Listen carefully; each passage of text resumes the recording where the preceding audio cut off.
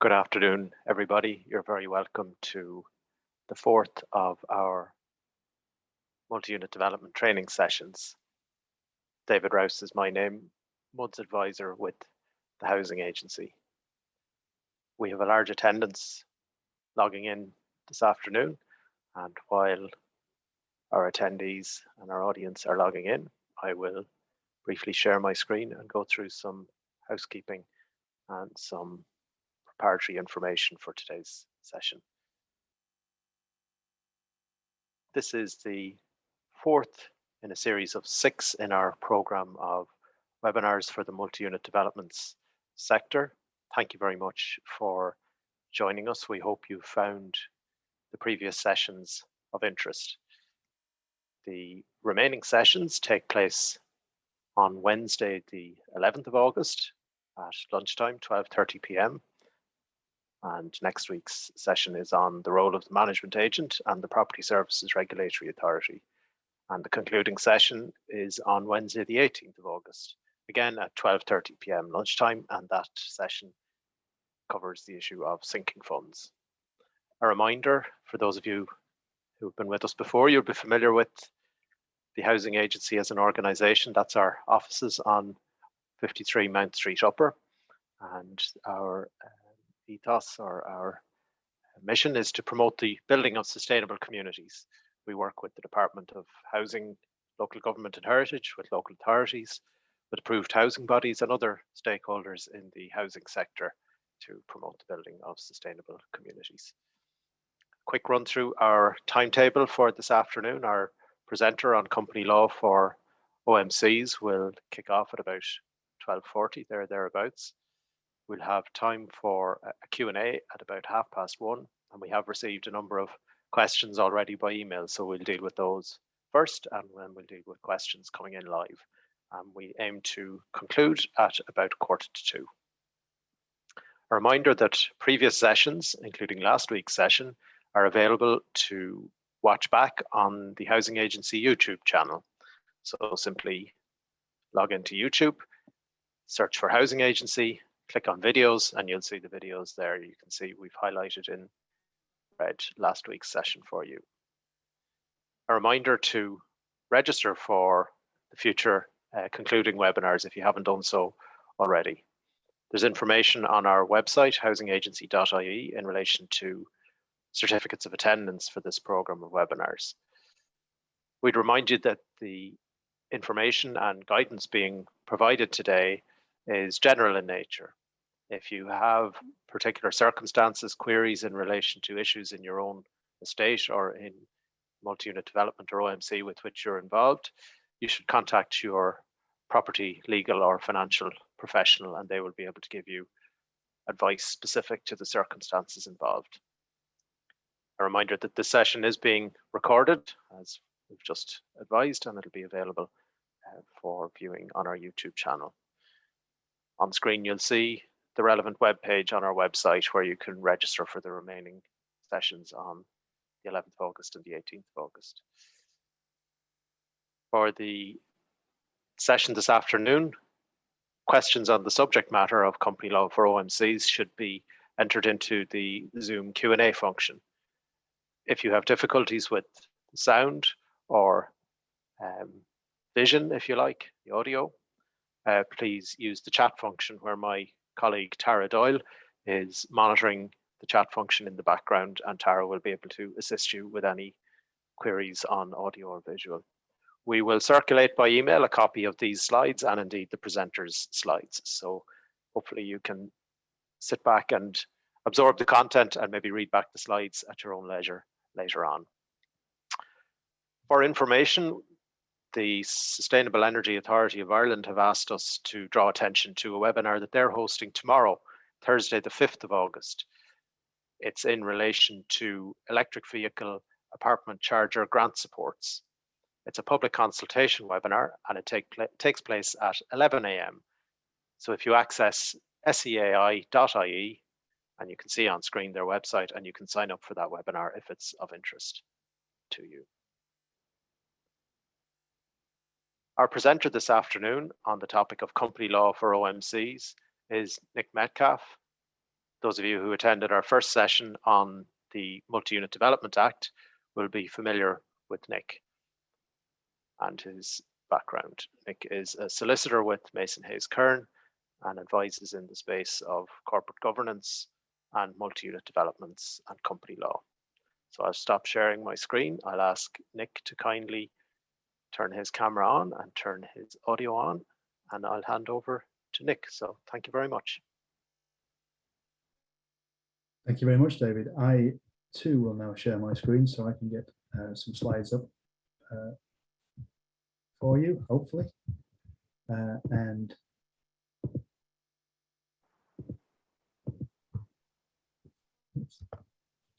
at the beginning, and there we go. So hopefully everybody can now see the first slide that I've got up there. And just by way of introduction, thank you very much, David, and thank you everybody out there for joining us today. As David said, my name is Nick Metcalf. I'm a partner in the Corporate Governance and Compliance Department of Mason Hayes & Curran LLP, and in that role, I act in relation to owner management companies of development, in relation to developments, in a number of different capacities. I act for the board of directors for them, and I've also advised individual members or groups of members in relation to the management of OMCs.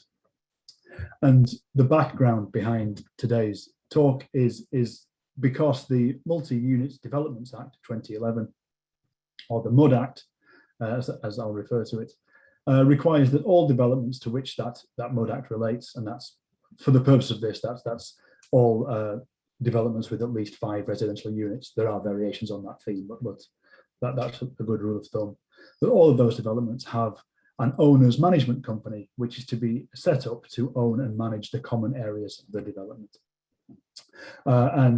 We touched on this actually in the previous session I gave on the MUD Act. Whilst those management companies do not actually have to be companies, notwithstanding their name, they almost always are. And where they are subject to the requirements of the Companies Act 2014, to company law generally, and to the principles of good corporate governance. I will try to keep my definition straight. Where I refer to the Act during the presentation, that is going to be a reference to the Companies Act. And when I refer to the Multi-Unit Developments Act, it'll be to the MUD Act. And so this presentation is designed to set out some of the requirements of company law and good governance that OMCs are subject to. And I'm going to try to provide some tips as well for certainly for directors in meeting those requirements, and to members as to their rights in relation to their OMC. And we'll have a look firstly at just the kind of structure of a common type of OMC.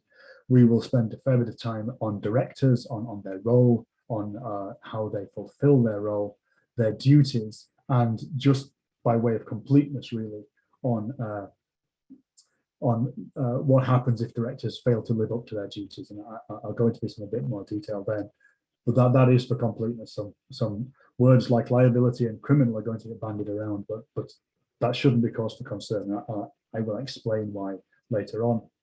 And then after that, we're going to look at general meetings and members' rights generally, and finally, just to touch on the role of the company secretary. So to start, as I said, we'll look first at how OMCs are generally structured and how they are constituted. And as I mentioned, OMCs are almost always limited companies, even though they don't have to be. And where they are companies, they are usually, although they do not have to be, companies limited by guarantee. And that is one type of company which is available in Ireland. The more common type of company used where the company in question is carrying on a trade with a view to making a profit, which its members or shareholders will participate in, is a company limited by shares. And if any of you, run a business through a company or own shares in a publicly traded company, that's the type of company and the type of ownership that you'll be used to. And it's perfectly fine for private companies limited by shares to be used as OMCs.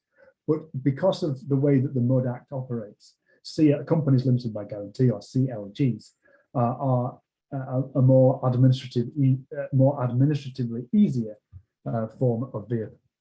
And I say that because the MUD Act, as we touched on in the previous session I gave, provides that every owner of a unit at a development to which the MUD Act applies is automatically a member of the OMC, and that membership of the OMC automatically transfers where the owner of a unit transfers that unit to where a person sells their apartment. The incoming, the purchaser of the apartment automatically becomes a member of the OMC, and the seller, if that seller no longer owns a unit or an apartment store, ceases to be a member. And the MUD Act says that happens automatically, doesn't matter what your constitution says. That fits in very well with how CLGs are usually operated. Just to use an example, CLGs are very common where sports clubs are run through limited companies, and the method there it's not quite the same as OMCs, but it's similar. If you want to be a member of that CLG, you apply to the board for membership, you pay your subs, you are accepted, and then if either you fail to pay your subs or you decide you no longer wish to be a member, you can just resign and then you cease to be a member, and that's how it's done. With companies limited by shares, a member's membership is denoted by their ownership of at least one share, and shares are things, literally shows in action, things in action, which must be physically transferred when membership transfers. And so where an OMC is operated through a company limited by shares, there's just an extra layer of administrative burden where apartments are sold, as well as signing the deed of transfer, the contract for sale, any other property documents. The selling owner would be required also to sign a stock transfer form, which is the statutory instrument under which shares are transferred. And then the board of directors of the company would be required the OMC would be required to meet to register that transfer, presuming it wasn't liable to stamp duty. And then, and only then would the new apartment owner be a member of the company. Well, that's a little bit different from how the MUD Act operates. So CLGs are the better way, or at least they're more consistent with the MUD Act way of providing for OMCs.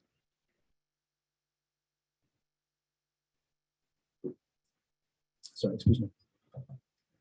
Which isn't to say, as I said, that there's anything wrong with an OMC being run by a company limited by shares. It's fine. And CLGs just tend to be more common for the reasons I've said.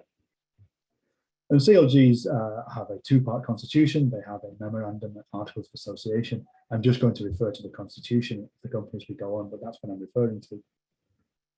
And it's helpful if a company's constitution is drafted so as to comply with the MUD Act. So it is consistent with the MUD Act. It says that only unit owners can be members and that membership passes automatically. If it doesn't really matter, the MUD Act takes precedence, but it's better that both things say the same thing, so there's no confusion amongst the membership and there's no argument about what's happening at any given time. Every OMC that is a CLG is required to have at least 2 directors. Some types of company limited by shares need only have 1, and all companies are required to have a secretary. And I'll come on and we'll talk to what directors and secretaries do and how they fulfill their roles. And the key feature of a company limited by guarantee is that as opposed to a company limited by shares where members pay or agree to pay for their shares when they acquire the shares, members of a CLG aren't required to pay any money to the CLG unless and until the CLG is wound up, and then the members are obliged by the Constitution to contribute an amount to the OMC's debts and liabilities, and that is the guarantee. It's a guarantee of payment. Now, before anyone starts to worry that they've signed up to something which may cost them money in the future, that guarantee, while it can be any amount, is almost always a nominal amount and is very rarely more than €1. In an older OMC, it may be €1.267 or something like that, which was the conversion rate when the euro was adopted, but it is very rarely any more than that. And so it's unlikely that anyone is going to be pursued for a significant amount of money should they be unfortunate enough to be a member or have recently been a member of a CLG which has gone into insolvent liquidation. So I mentioned on the previous slide that every company is required to have at least 1 director and every CLG is required to have at least 2 directors. And this won't come, I don't think, as any surprise to anybody on this presentation, but just by way of scene setting, Directors are the persons to whom the members of a company, of an OMC, delegate the day-to-day management and operation of the company. And that's because many developments around town have hundreds of apartments, hundreds of unit owners, therefore hundreds of members, and it just isn't efficient for that number of people to get together to take decisions to agree to engage a plumber to fix something at the property. So company law is developed, so members own and directors manage. And there can and often is overlap between those two groups of people. And certainly with OMCs, it's quite often the case that directors are also members of the OMC, and that's fine. It doesn't have to be the case, but it usually is the case. And the directors are appointed by the members to manage the company, the OMC in this case, in the interests of the members.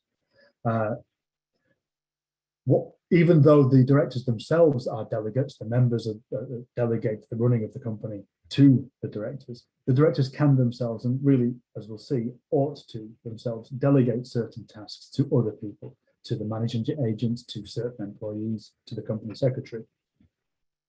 And the main hallmark of the role of the director is that this responsibility which they are given, the role of managing the companies and therefore by extension the kind of members' assets, means that they have certain duties, and those duties are found under the law, that they're primarily, as we'll see, in the Companies Act. But there is also some in the common law, the body of cases which the courts have built up over the years.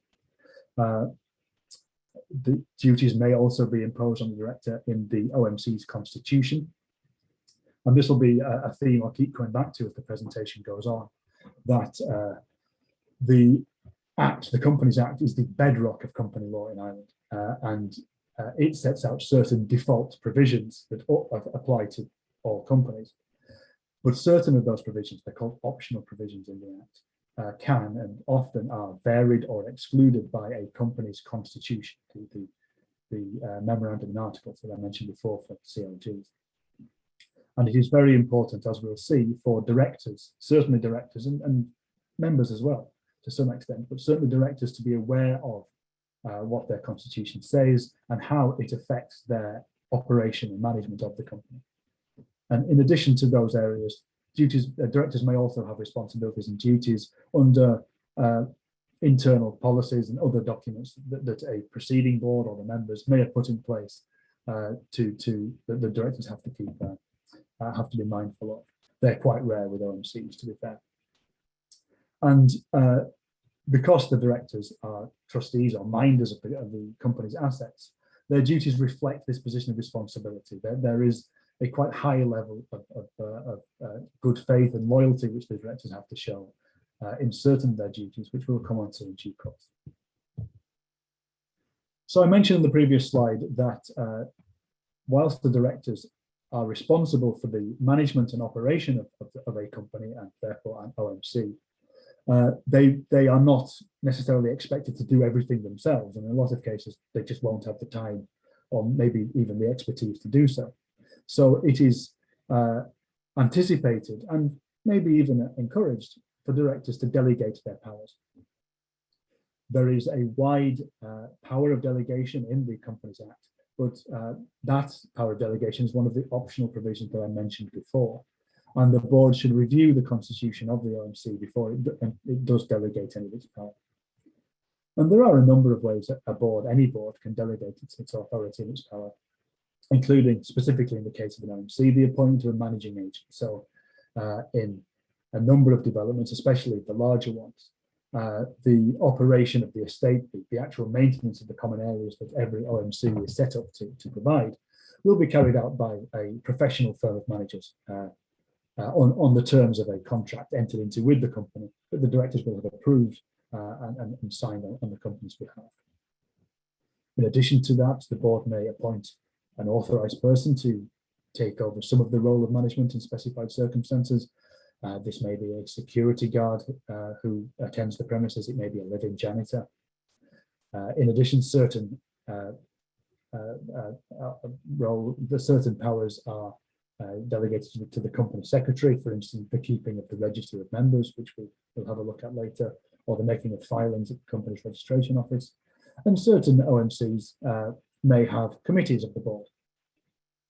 We may have a quick look at committees because they are aside from powers of attorney, which management companies don't really enter into in the ordinary course. Committees are the only form of delegation which the Act actually specifies. And again, committees are optional. The provisions around committees are optional provisions. And if a board of directors is going to establish a committee, it should have a look at the Constitution just to make sure that it can do, and if there are any extra provisions around doing so. And a committee is just what it sounds. It's a subgroup of the board, which is given the task of dealing with one particular area of the board's competency. It should always have at least one director on it, but it can have non-directors as well. People who may have necessary specialisms that the board themselves don't maybe have. And as I said, it will do with the defined aspect of the board's overall responsibility. A common one that is seen with OMCs is maybe in the area of debt collection. The idea, the role of getting the money in that the OMC needs to spend on maintaining the common areas. This can, in some of the larger developments, be a very involved task that would take a lot of the board's time if the board kept hold of that task itself. And so it's appropriate then to give that responsibility to a smaller group who may be able to meet more flexibly and more frequently. And as with every type of delegation, it's important that any committee has written terms that set out a few things. Firstly, what the committee is responsible for doing.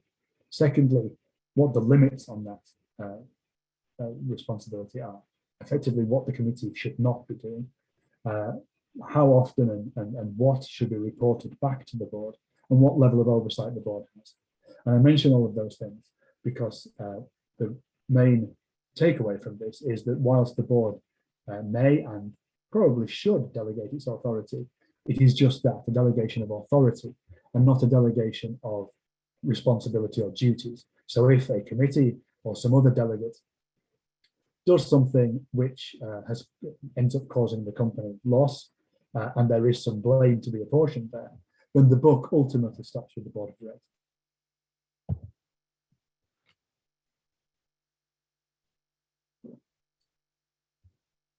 So that being the case, I'll have a look now at how a board goes about fulfilling its obligations and managing the company. And the ultimate root of all of that is that a board of directors acts collectively. It acts collectively, and it is collectively responsible for its actions. And the Companies Act and company law in general anticipates that directors will take decisions or pass resolutions in the more formal language of the Act in meetings. We'll come on to this. That isn't the only method by which directors take decisions, but it is the one that is the default position. It is the one that the company law expects to happen. And so we'll just go through a few things around board meetings. Before any board meeting is held, all directors must be given notice of that meeting. And unlike with members' meetings or general meetings, which we'll come on to later, there is a lot of flexibility around notice and board meetings generally. And all the Act requires is that directors are given reasonable notice of a board meeting. And what is reasonable very much depends on the circumstances around any particular board meeting. So where the meeting is a routine one, maybe the board meets every month, every quarter, whether something needs doing or not, just to go over the running of the company, go over the financial management accounts, and just to make sure everything is going as it should be. You'd expect notice of such a meeting to be 1-2 weeks, and to be accompanied by a board pack, which would include all the documentation which the board would be required to consider and read ahead of the meeting, so that they can make informed decisions and have a full discussion about what needs to be done. If, however, the board is required to meet to take an urgent decision, if something has happened which needs the board to deal with it, or the company will suffer significant consequences, then reasonable notice may be a matter of days. It may even be a matter of hours or less than that if the matter is extremely urgent, if the board are all around, if the board can all meet. And again, even though notice may be quite short in the circumstances, as much information as is possible and is necessary should be given to the board in advance of the meeting. It is important when holding a meeting that the directors of a company understand how many of them need to be at the meeting in order for it to be able to conduct valid business. And that is what the Act calls the quorum. And the default quorum for any company is 2 directors. But that is again one of those optional provisions which can be varied by a company's constitution. So in this particular circumstance, it's vital that the directors understand how many of them need to be in the meeting, because if there is a number which is less than the quorum, then the business which the directors present thought they were conducting would not actually have been conducted, and any resolutions passed would be void. Once the directors have given notice, once a meeting's been convened, and once there are enough people there, the directors would take decisions of resolutions by way of majority vote. And it is usual for the chair of the meeting to have a second or casting vote. But then again, that is the default position. It is an optional provision, and the company's constitution can change it. And the chair of a meeting would always be one of the directors. And the chair is basically elected by the board to chair the meeting. Aside from having a second or casting vote, the chair's role really is to manage the meeting and keep discussion flowing and decisions that need to be made brought to a vote. If a chair can be appointed for a fixed period of time, and if that has been done, and if there is a contract to back that up, it's difficult then to remove a chair within that period of time. But if there isn't a period of time, then it can change meeting to meeting, although boards tend to appoint a chair and stick to it. I mentioned earlier that meetings are not the only forum for taking decisions or passing resolutions that the Act recognises, and it is possible for directors to take decisions by a written resolution, which involves them all signing a bit of paper, which can be counterparts to the copies of the same piece of paper, which has the resolution set out on it, and that is passed when every director eligible to vote signs it. The reason why those are less often used in meetings is, firstly, they require unanimity rather than majority decision, which is not always necessarily forthcoming. And secondly, that the directors are not just really there to take decisions, they're also there to discuss with one another how they reach their decision and what else needs to be considered when reaching it. So written resolutions aren't the best forum for doing that. Obviously, meetings are a much better forum. And as everybody on this call who acts as director, maybe others as well will know, it is not necessary for directors physically to be in the same place. Company law has long recognised the ability for directors to hold meetings by electronic means. That includes telephone, Zoom call, Microsoft Teams, etc., any means for communicating which provides that all directors can hear and speak to one another. So, excuse me. And certainly, as we've realised over the past 18 months, that's sometimes very necessary to do. Again, that is an optional provision, and a company's constitution can say, nope, you have to meet in person, but that is extremely rare.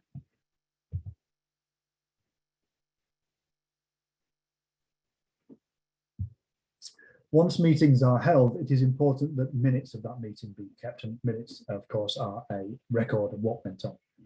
And there are 2 reasons for that.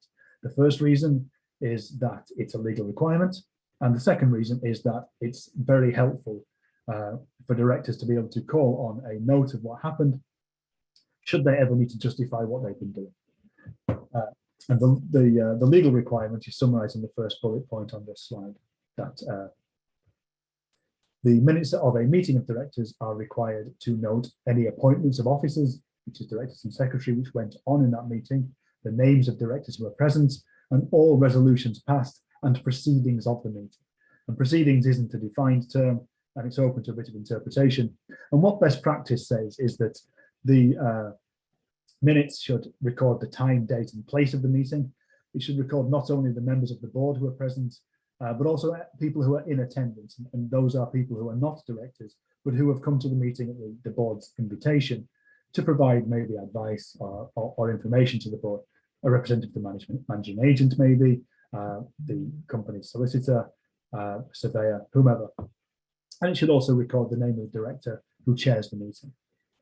Minutes should be accurate, clear, and unambiguous, and they should record the essential elements of the discussion on each item, but they don't need to be a transcript of everything that was said. Directors may, if they want, ask that something they have said be recorded in the minutes. For instance, if the director in question is in the minority on a decision, he or she does not think the decision should have been taken, and he or she would like that to be noted for posterity should, again, there be a question as to why the directors did what they did. Once minutes are approved by the board, they should be signed by the chair, either of the meeting to which they relate or of the next meeting.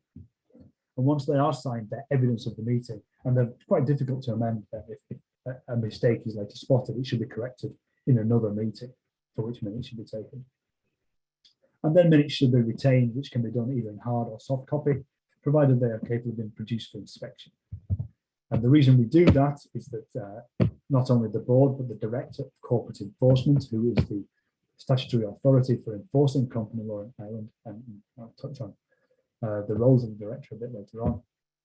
And they're also available for on request of the auditors, should the auditors need to get some information from them. As I've said, once they're signed by the chair of the meeting, they are evidence of the proceedings to which they relate. And I've just noted in the final bullet point there, they are not open to inspection by the members, although members, but not the public, are entitled to see minutes of general meetings, which are meetings of members. I won't spend long on this clause, on this slide, sorry, but one of the roles of directors is to approve and sign or execute on behalf of the company of which they're director, contracts and other documents. And it's worth knowing as directors that certain documents are required to be executed as deeds, and those are documents which deal in land, which of course management companies deal in now and again, and contract where no consideration is given. And those documents for a company require its common seal to be affixed, and it's important that the directors of the company understand where the common seal of the company is. And that is, for those who don't know, a kind of press which sits around a page of the document, the contract in question, and which impresses or embosses the company's name on the paper. And then once that's applied, usually, unless the Constitution says otherwise, two people should sign, and that's usually two directors or a director and the secretary, but it doesn't have to.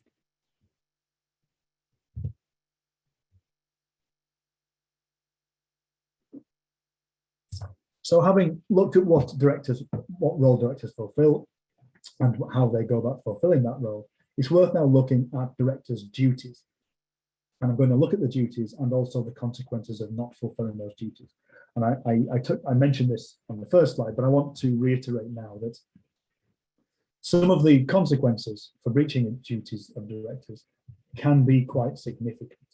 But if a board of directors takes its role seriously, and if it recognizes that it should take advice sometimes and gets advice, then circumstances in which directors suffer liability for breaching their duties or because their company has breached an obligation on it are very rare. So I want everyone to kind of bear that in mind as we go through this section of the presentation. And also, I really don't want anyone who is either a director of an OMC or is thinking about taking that role to be put off by what I'm going to say about directors' liabilities a bit further on. It's there for completeness. It's not really telling the full story if I don't go into directors' liabilities, but it doesn't happen very often. So, and I will of course be open to taking questions on this later on. But just back to duties generally, the main duties of directors, which go back to what I mentioned at the start, the duties which flow from the idea that they're minding somebody else's assets, which are called fiduciary duties, which reflects the fact that duties of good faith and loyalty, are now set out in the Companies Act. The latest Companies Act codified the duties which were before in the old common law. And again, it's worth noting that there are duties which can be imposed by the company's constitution and by other non-constitutional documents, which tend not to apply to OMCs, although the constitution, of course, does. And those main or fiduciary duties are these on this slide here, which are set out in the Companies Act, as I said, and which are, generally speaking, fairly commonsensical, given what I mentioned before about directors having this kind of quasi-trustee role. So the basic one, the top one there, the one from which most of the other duties flow, is that every director of a company must act in good faith in what the director considers to be the interests of the management company, which you think goes without saying. Directors must also act honestly and responsibly in relation to the conduct of their company. They must act in accordance with the Constitution. So again, it's important that directors are aware of what the Constitution says, and they should only exercise their powers for the purpose allowed by law, which again, you expect to go without saying. Directors must not use the company property for their own benefit, and just to skip one, they must also avoid conflict of interest between their duties and the director's other interests. And those are really rules against self-dealing. The director, in exercising their, in fulfilling their role as a director, is acting on behalf of the company and not for themselves. And those two duties reflect that position.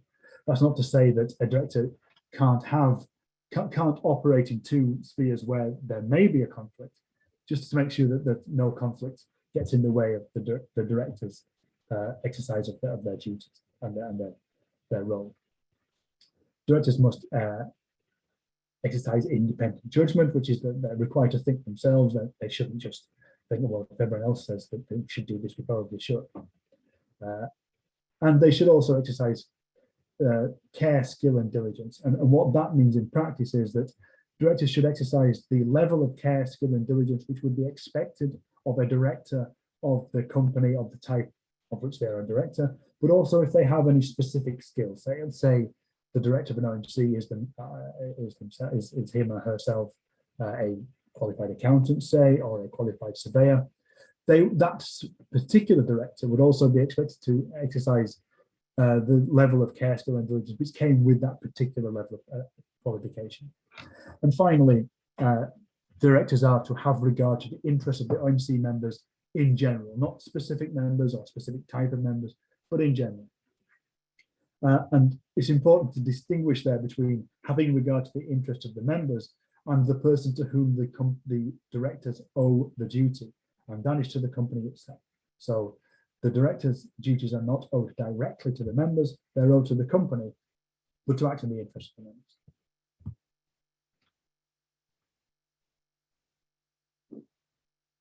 In addition to those fiduciary duties I mentioned, which are owed to the company, the directors also have a general duty to ensure that their company complies with the Companies Act and other legislation, but we'll focus on the Companies Act for the purpose of this presentation. And those duties include things like maintaining proper books of account of the company, to prepare annual financial statements, which, unless an exemption applies, the company is required to have audited. The directors are required to make sure the company maintains certain registers, such as the Register of Members, and to file certain documents with the Registrar of Companies at the company's registration office. And the CRO will, in extreme situations, prosecute companies and directors of companies which are in default in filing annual returns. There is also an obligation to convene general meetings of shareholders, representatives, and members in the context of the CLG. I will come on to that later. And to make sure that the company isn't self-dealing with its directors, or if it is, which is very rare with OMCs, to make sure that certain rules in the Companies Act are followed. And just to go back to the discussion on delegation we were having earlier, you'll see from certain of those things that the duty to maintain registers, to make filings, and to convene meetings are often delegated to the company secretary. I mentioned that one of those duties which are delegated to the secretary is the Register of Members. And just as a kind of aside from the general presentation, it's worth just noting that the Register of Members of a company is required to have on it the names and the addresses of the members, where the company has a share capital, so if it's a CLG, it doesn't apply. But where it does have a share capital, the number of shares owned, and the price paid for them in relation to a particular member. And for all companies, the date on which a member was entered as and ceased to be a member. And that is a public document.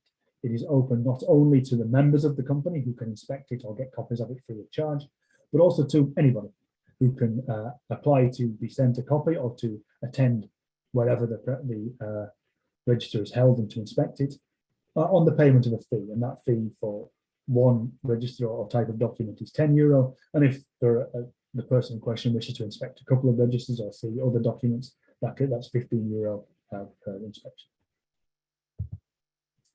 So as I mentioned before, and as you would expect, there's not much point in imposing duties on directors if there isn't a consequence for being in breach of those duties. And there are two types of consequences, what we as lawyers call civil and criminal penalties. And I'll deal with the civil penalties first. And they largely come about where a director is in breach of those fiduciary duties I mentioned before, those duties there on the screen, which are set out in the Companies Act. And if there is a breach, then the company in question is entitled to sue the director who is breached, either for any loss which the company suffered as a result of the breach, or if the director in question has made a profit themselves, which would otherwise have been made by the company, to have the director deliver up that profit to the company. And I've mentioned it on this slide, but it is, again, it's vanishingly rare that there are certain circumstances in which a director can be found to be personally liable for the debts and obligations of the company itself. But those are circumstances either where the director has accepted that liability or potential liability, either by signing a personal guarantee of the company's obligations to a bank or somebody else, which doesn't happen with OMCs, or where what's called the summary approval procedure has been entered into by the OMC, which doesn't really happen with companies limited by guarantee, and therefore doesn't happen with OMCs very often. Or again, in the very, very rare circumstances where the OMC in question is insolvent, where the directors did not take action when they really should have, and where the company has incurred further debts as a result. It's possible there for a liquidator who is eventually appointed to say, look, if action had been taken when it should have been taken, these debts would not have been incurred. These debts are the fault of the directors, and applies to court to have the directors stand in the shoes of the company for those debts. Again, doesn't happen very often at all, and should not put off any director from acting in that way.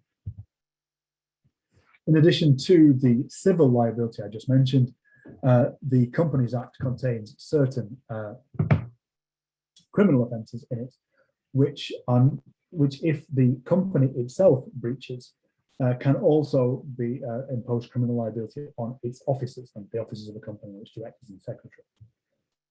The director would have to be found to be an officer in default, and I'll come on to what that is in the next slide. And there are 4 categories of offence. Category 1 is the most serious. That carries a custodial sentence, but it is only for matters which are either fraud or tantamount to fraud. And the 4th category, category 4, is for purely administrative offences. The most common one is failure to make filings at the company registration office, either at all or on time, which tend to be prosecuted only along with other offences and carry only fines. As I mentioned, the main person who is liable is the company, but an officer in default can also suffer criminal consequences, and those are directors who authorize the default. So the directors have a meeting, they say, yes, we resolve that the company do this unlawful thing, or more likely that the director in breach of any duty they have permits the default. And where it can be proved by any prosecutor that the director was aware of the basic facts of the matter, it's presumed that they did permit it because they knew it was going on and didn't stop it. And there are some defences I'll come on to. certain offences, the two most serious type of offences, category 1 or 2, if a company commits those and its accounts are audited and the auditor comes across this offence, the auditor is obliged to report the offence to the Director of Corporate Enforcement.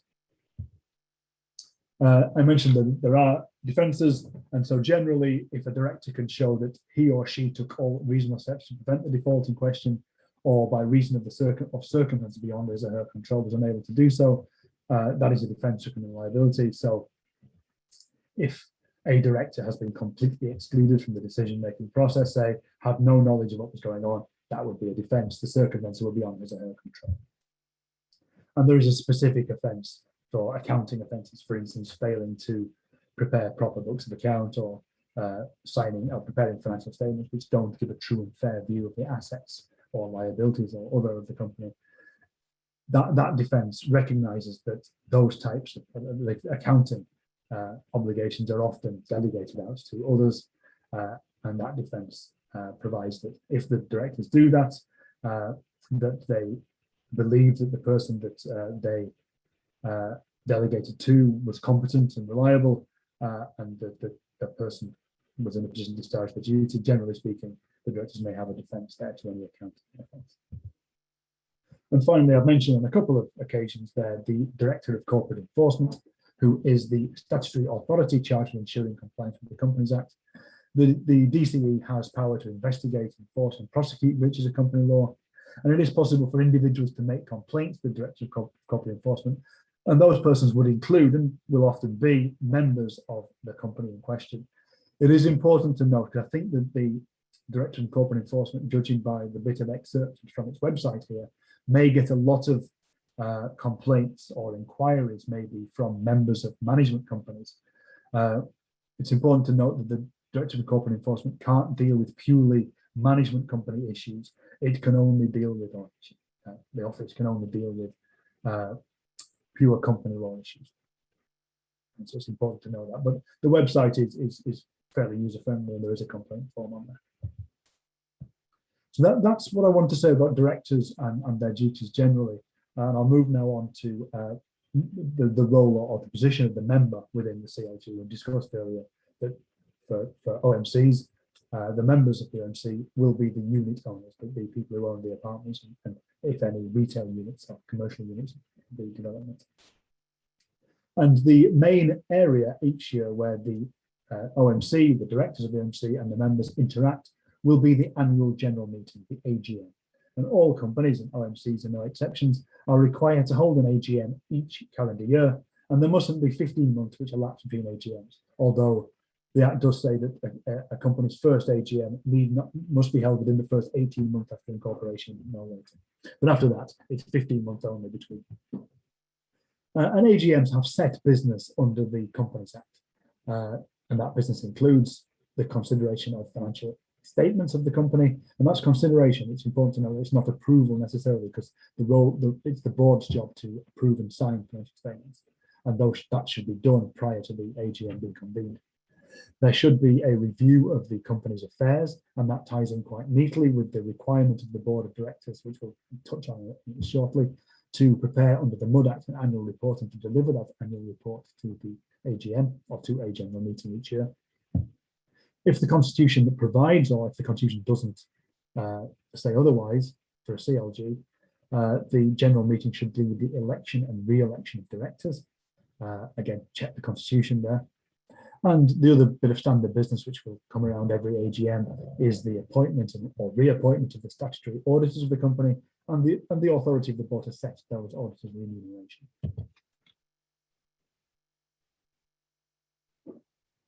I mentioned there in the context of the annual report of the MUD Act also requires that the company, an owner management company, holds a meeting every year to do certain things.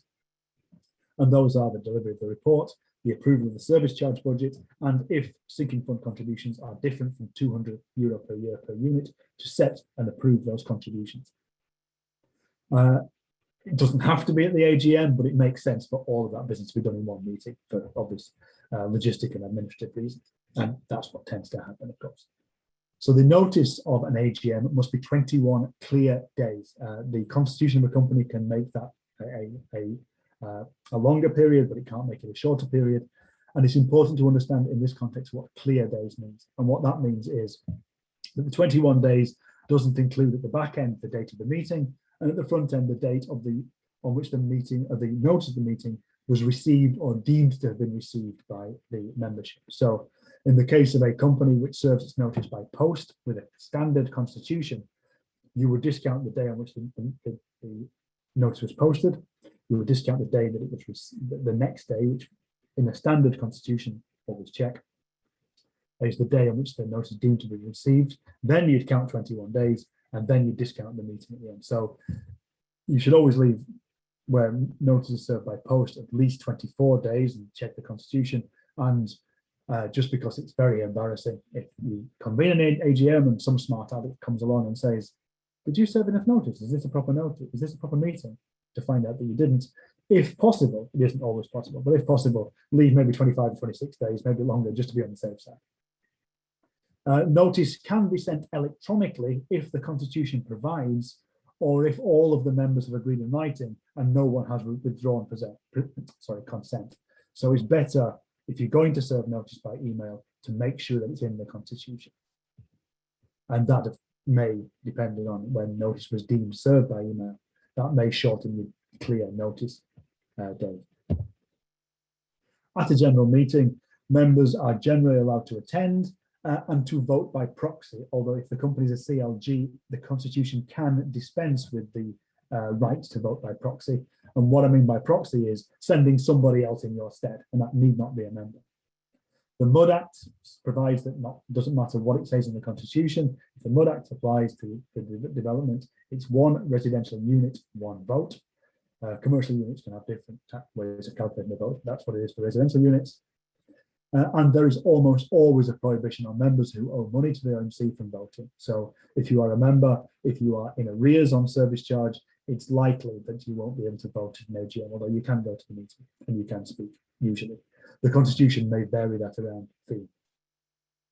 And the AGM, or in fact any general meeting, will have a chair, and that chair's job is to run the meeting, to make sure that the business of the meeting is brought in proper time, but that there is discussion, but that discussion isn't either abusive or irrelevant or discursive or too long. And just to keep the meeting flowing, I'll make sure that the members have the right to ask questions of the board and to some extent have their say. The chair will almost always under the Constitution either be the chair of the board of directors, or if he or she is not there, one of the other directors who is present, or if no directors are present, or if none of the directors want to act as chair, one of the members who is present chosen by the meeting, but it's usually the chair of the board of directors. And the chair can hand over the running of the meeting to somebody else who's there. Managing agents often do that. I've done it on occasion for clients. And there's nothing wrong with that particularly. And again, the chair might have a casting vote in the event of a tie. If the chair might not want to use that casting vote, but may have one, the Constitution will say.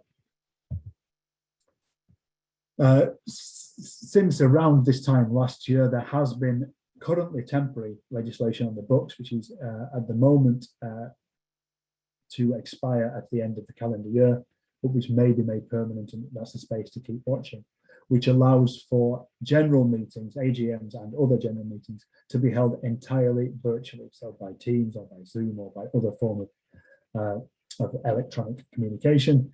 The Companies Act now, by reason of this temporary legislation, contains provisions around the notice for those meetings, which have a bit more information as you would expect. And what that means is there does not have to be a place at which the meeting is anchored, as there was under the Act before it was amended. And so no one has to be in any particular place. Everybody can dial in this way. And as long as there's a way for everybody to hear and be heard in certain ways and to have their votes counted, that's a good enough meeting, which of course we've had to have over the past 18 months. Meetings which are not annual general meetings are called extraordinary general meetings, or EGMs. Those are usually called by the directors, but can either be called by the members themselves with a certain percentage, it's usually 50%, but that's only for a certain type of company limited by shares.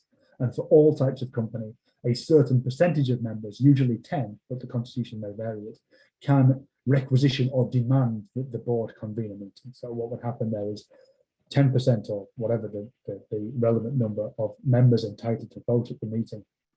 And that wouldn't include members who may owe money. Send a notice to the board saying, we want this resolution to be put to the members. We require you to convene a meeting. If the directors don't do that within 21 days, the members who requisition the meeting can do it themselves. And an EGM has to be called on either 7 or 21 clear days notice. And again, clear days means what it did before. You leave some time either side. And that depends on the type of business to be conducted at the meeting.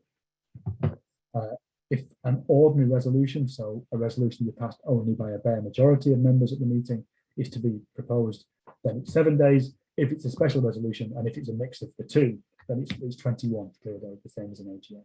And a special resolution is a resolution to be passed by 75% or more of the members of the meeting. Just a couple of myths that I've come across that people in general meetings have raised that you may find helpful.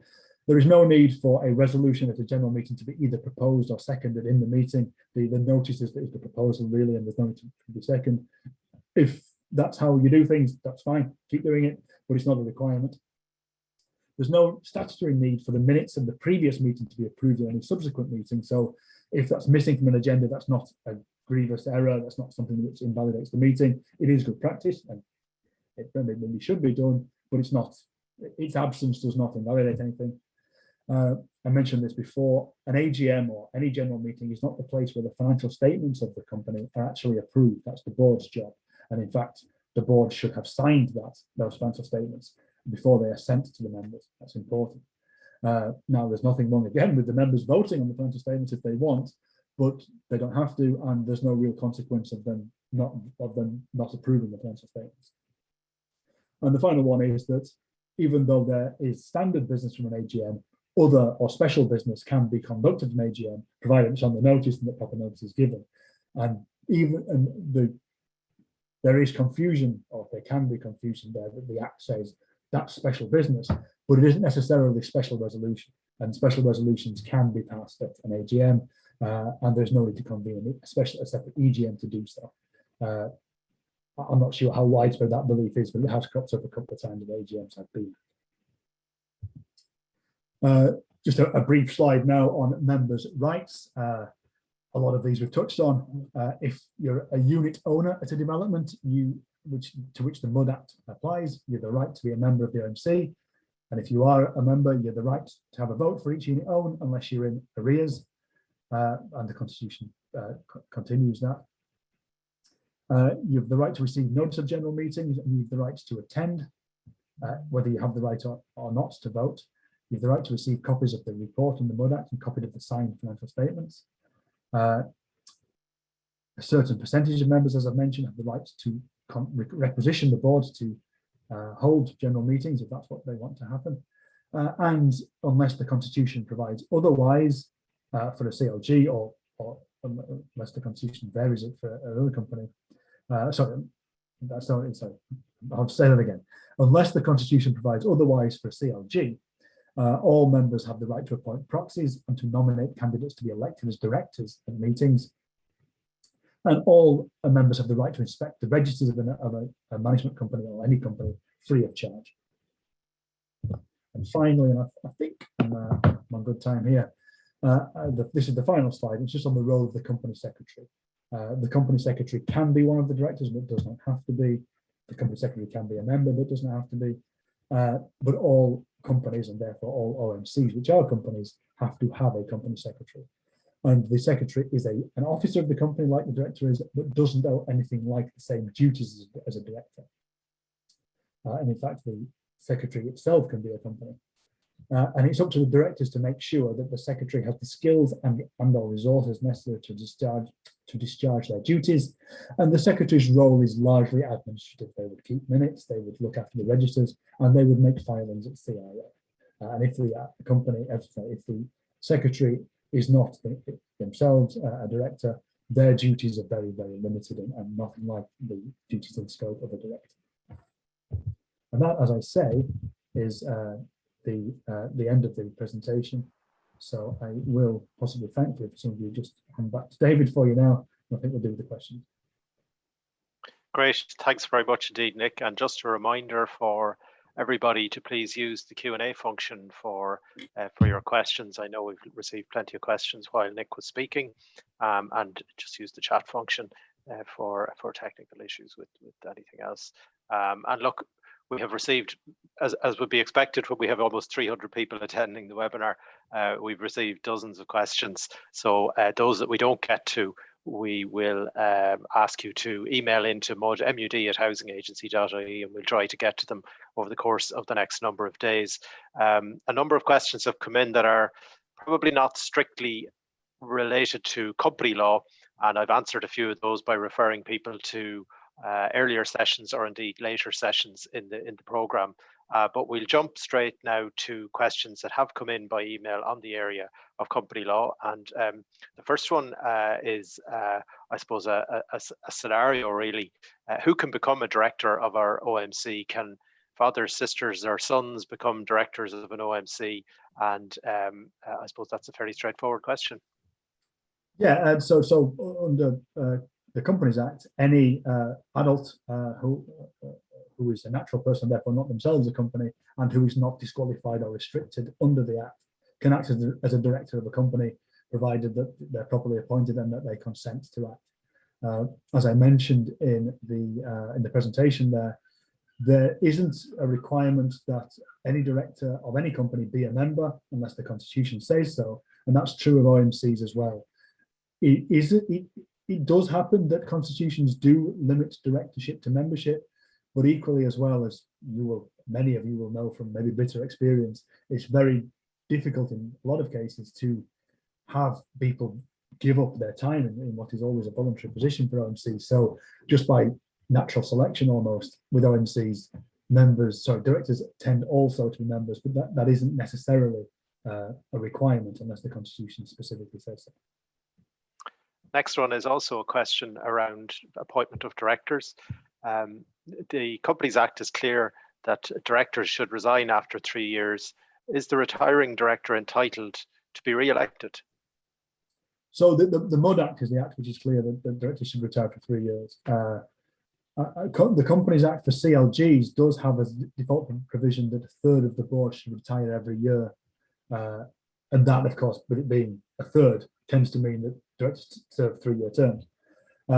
And in each case, yes, if a director is willing to stand for re-election, they are usually entitled to be re-elected if the membership thinks they're worthy of continuing to serve. But they do have to formally kind of say, right, I'm done, my term is over, but I'm willing to go again if you, the membership, are happy for me to do so.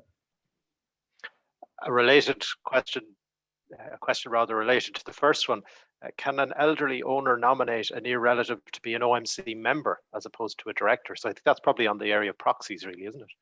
It is, yeah. So as we touched on a couple of times in the presentation, for OMCs specifically, the MUD Act is quite clear that only unit owners may be members, and unit owners are automatically members. So if you are the elderly owner of a unit, you are a member, but really whether you like it or not.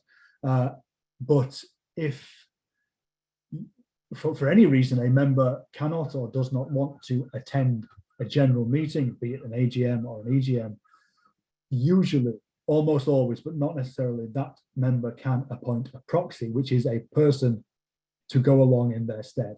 And usually that person does not have to be a member. And I say usually because with companies limited by guarantee, which as we've discussed, the vast majority, I think, of OMCs are, the right to appoint a proxy is an optional provision which the Constitution can exclude. I don't see it very often, if at all, and the Constitution would really have to go out of its way to say, no, you can't appoint a proxy. So it's usually the case that an elderly member can have someone go along for them to a meeting to act in their capacity as member, but it's worth checking the Constitution just to make sure that right's there for a CLG. And I think the last message there is that every OMC is different. Every multi-unit development is different.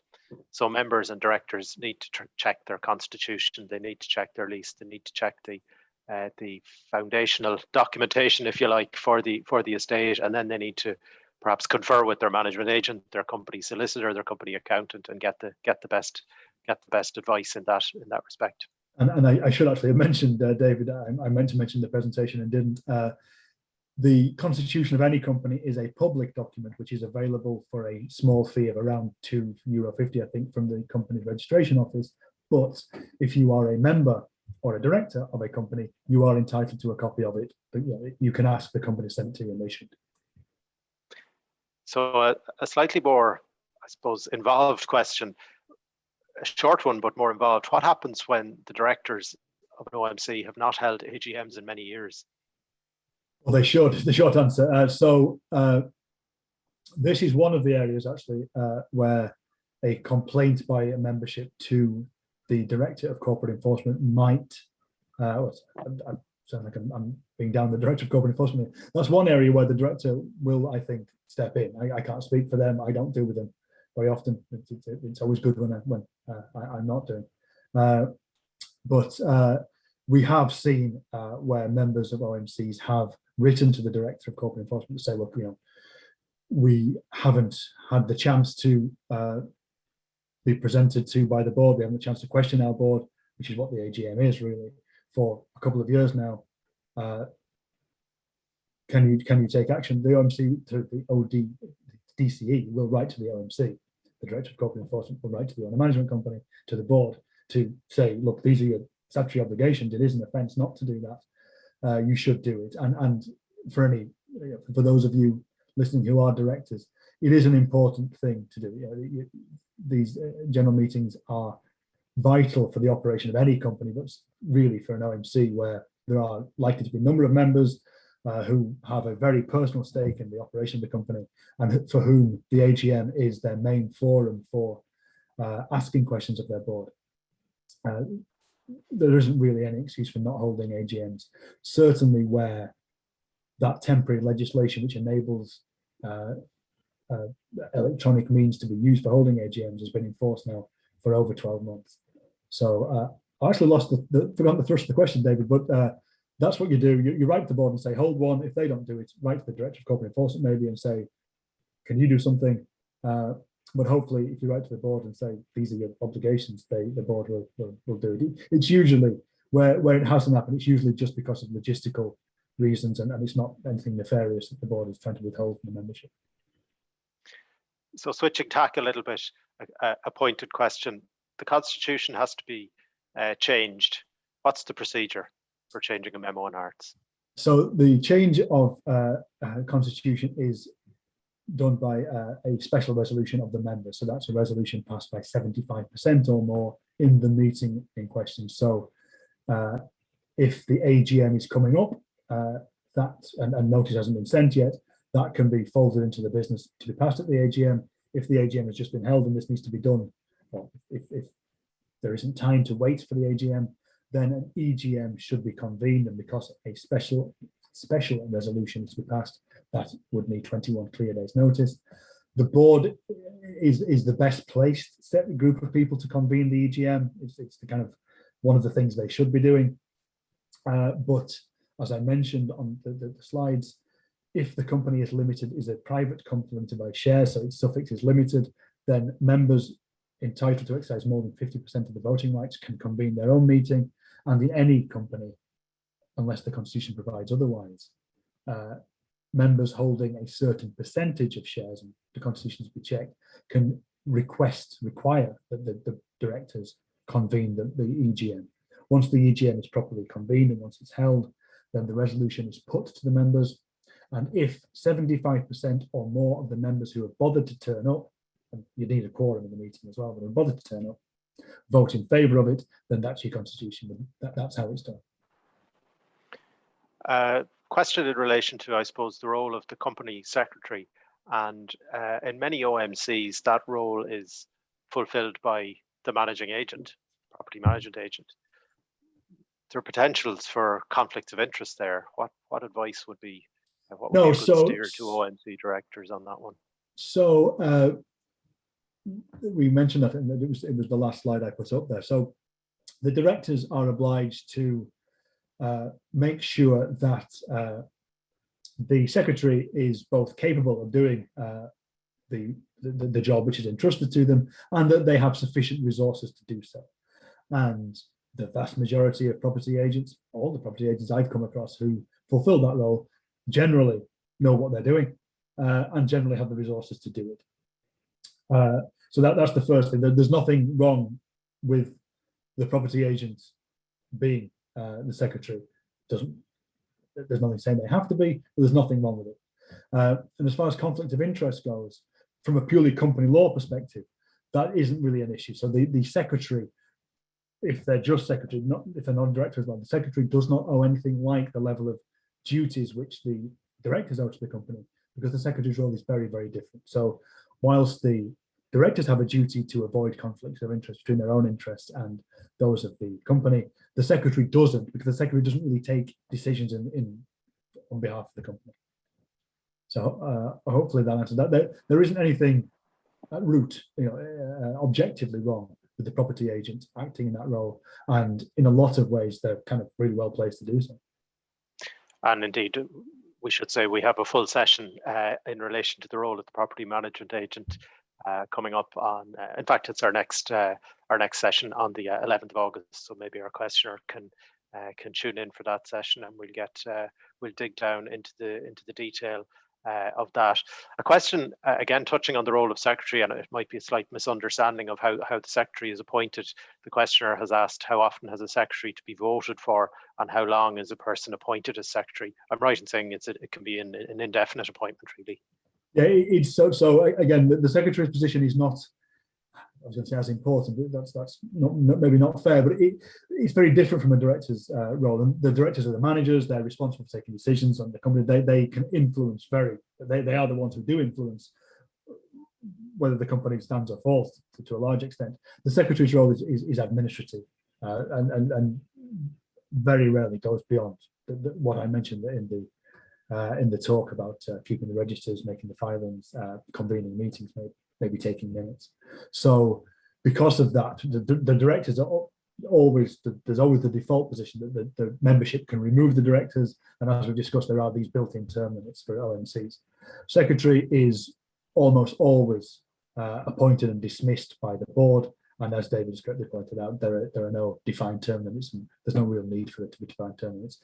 If the secretary is not up to it, the board should act. The board is obliged to act to replace them with somebody who is. Well, look, we've come up to 1:45 or 1:45 rather, and despite the fact that we've had a huge number of questions, time is against us. So we'll draw the Q&A to a conclusion there. We would ask again that if you want to send in your queries to mud@housingagency.ie, we'll try and provide you with some direction. So to conclude today's session, a reminder that the slides and a link to the recording on our YouTube channel will follow by email over the next couple of days. A reminder that our next session is next Wednesday at 11th of August at 12:30 p.m. on the role of the management agent. And if you haven't registered for that, we would urge you to do so. In the meantime, there are resources available on our own website, FAQs, links to relevant legislation and to other resources. And also a mention of the guidance that was published by ourselves, the Housing Agency, with Chartered Accountants Ireland. That was published in May of this year, a couple of months ago, on the owners management companies, a concise guide for directors. So that covers 10 important topics for OMCs and company directors in OMCs. So hopefully that would be a useful resource for you. We'll conclude it there. We'll say thank you to Nick for his presentation, and we wish you a good afternoon. Thank you very much, everybody. Bye, everyone.